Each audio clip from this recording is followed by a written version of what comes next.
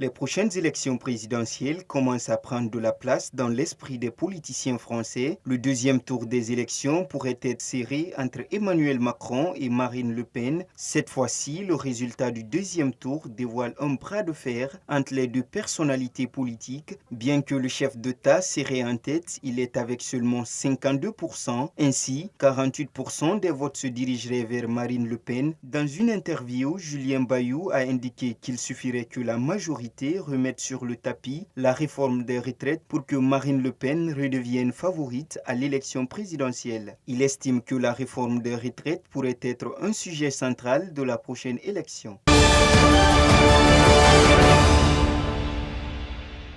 Une vaste opération policière a été menée ce lundi matin au siège du prestigieux club de football catalan du FC Barcelone ainsi qu'au stade du Camp Nou. Celle-ci a été menée par les agents de la section centrale des délits économiques de la police criminelle. En toile de fond, la recherche d'informations supplémentaires sur le Barça Gate. Cette affaire qui a éclaté en février de l'année dernière porte sur les versements pour un total avoisinant des millions d'euros sur les comptes de 5 sociétés, toutes reliées à la société uruguayenne de sécurité numérique i3 Venture. Les policiers enquêtent sur les tentatives présumées de discréditer les joueurs et les anciens dirigeants à travers les réseaux sociaux.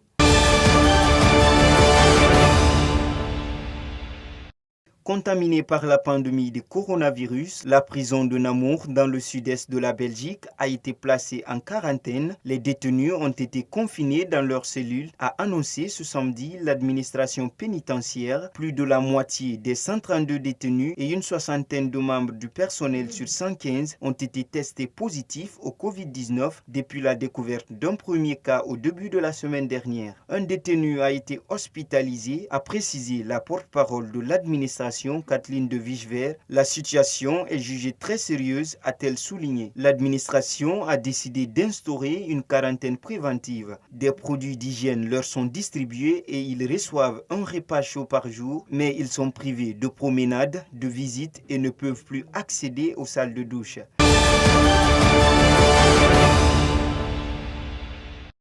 Le président ghanéen Nana Akufo-Addo est devenu ce lundi la première personne dans le monde à recevoir une injection du vaccin contre le Covid-19 financée par COVAX. Le dispositif qui vise à permettre un accès à ces vaccins aux pays à faible revenu. Le pays a reçu 600 000 doses ce matin. Le Ghana est devenu la première nation dans le monde à recevoir des doses de vaccins financées par cette initiative. Le reste des 600 000 doses reçues doivent être déployées dans le pays. À terme, le Ghana prévoit de vacciner 20 de ses 30 millions d'habitants avant la fin de l'année.